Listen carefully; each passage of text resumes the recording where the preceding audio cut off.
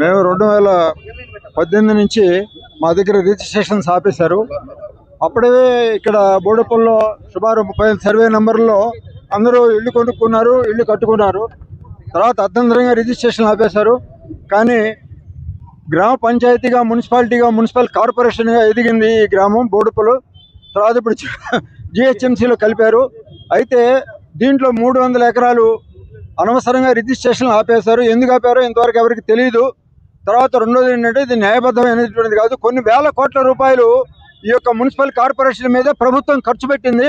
ఈ రోజుకి కూడా మా దగ్గర నుంచి ట్యాక్స్ వసూలు చేస్తున్నారు, మా ఇళ్ల దగ్గర నుంచి. కానీ చిన్న పర్మిషన్ ఇవ్వాలంటే ఇవ్వడం లేదు. కొన్ని లక్షల రూపాయలు దీని మీద దుర్వినియోగం అయిపోతున్నాయి. అంటే ప్రభుత్వ ద్రవ్యం అక్కడికి వెళ్లాల్సింది, ప్రభుత్వం దగ్గరికి వెళ్లాల్సింది వెళ్లకుండా మధ్యలో దళారీల దగ్గర ఆగిపోతుందండి. అది కాకుండా రిజిస్ట్రేషన్లు పునరుద్ధరించినట్టయితే ప్రభుత్వ ద్రవ్యం పెరుగుతుంది, మాకు న్యాయం జరుగుతుంది. మాకు 20 ఏళ్ళు మేము ఇక్కడ నివసించిన తర్వాత మాకు ఇప్పుడు రిజిస్ట్రేషన్లు కావటం లేదు అంటే మా పిల్లలు కానీ మా మనవాళ్ళు కానీ ఇక్కడ బాధపడాల్సి వస్తుంది. కాబట్టి ఇది వరకు 2018లో ఏ స్థితి ఉన్నదో అప్పుడు గవర్నమెంట్ మాకు ఏ స్థితిగా మాకు అప్పచెప్పారో, ఏ విధంగా మా దగ్గర రిజిస్ట్రేషన్లతోటి డబ్బులు తీసుకున్నారో ఆ డబ్బులతోటి మాకు లెక్క చూసినట్టయితే కొన్ని వేల కోట్లు ప్రభుత్వానికి జమ చేశాం. మేము కొన్ని వేల కోట్లు ప్రభుత్వం ఇక్కడ వినియోగించింది.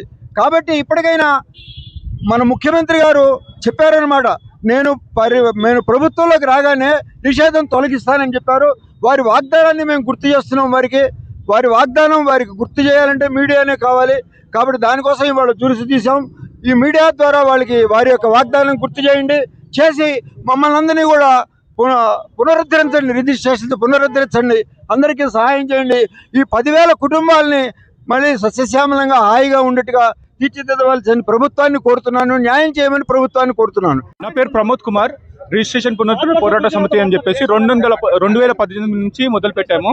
ఇంతకు ముందు 2018కి ముందు ఇక్కడ రిజిస్ట్రేషన్స్ ఆగిపోయేవి లేవు. సడన్ గా 2018 నుంచి ఆగిపోయాయి. మేము ఎస్ఆర్ఓ దగ్గరికి వెళ్ళాము, ఎందుకు ఆగాయి అని చెప్పేసి. రియాజుద్దీన్ అనే ఒక వ్యక్తి ఎస్ఆర్ఓలో ఒక లెటర్ ఇచ్చి 6A జీవో నంబర్ 6A ఇది ఆగిపోవాలి అని చెప్తే ఆ జీవోని బేస్ చేసుకొని 1989లో వచ్చిన బేస్లెస్ జీవోని బేస్ చేసుకొని రిజిస్ట్రేషన్స్ ఆపారు.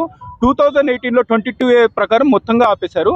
ఇప్పుడు మేము వాళ్ళకి అదే కోరుకుంటున్నాం, మీకు జీవోకి ఆధారం లేదు. ఈ 300 ఎకరాలు 10,000 కుటుంబాలు న్యాయబద్ధంగా ఎస్ఆర్ఓ ఆఫీస్లో రిజిస్ట్రేషన్ చేసుకొని ఎంఆర్ఓ రికార్డ్స్ చెక్ చేసుకొని కలెక్టర్ దగ్గర అన్ని ప్రూఫ్స్ తీసుకొని మేము వచ్చాము.